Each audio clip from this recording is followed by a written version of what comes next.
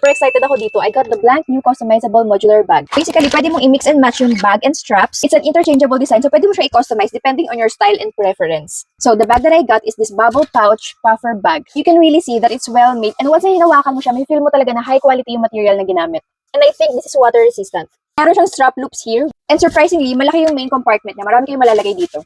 And then you have a front flap pocket here with magnetic closure. Meron din pala siyang back pocket with snap button. For the strap naman, I got this pillow strap. Meron silang mas manipis dito, pero mas nakita na ako sa kanya. Ayan, super dali niya lang i-attach. Ayan, ganyan siya. Meron din pala akong biniling micro box bag. Para siyang coin purse. Meron siyang front zip pocket here. And then meron din siyang main zip compartment here. Ay, so cute!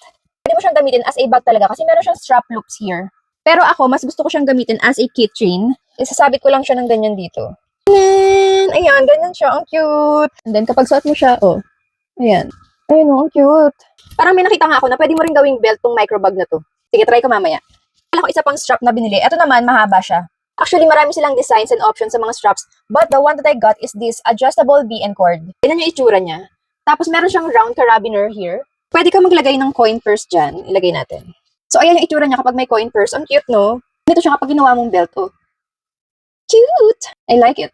Super na-enjoy ko to. Feeling ko mapapabili pa ako ng iba nilang bag and straps. I really like this bag. It's practical, compact, and stylish. No?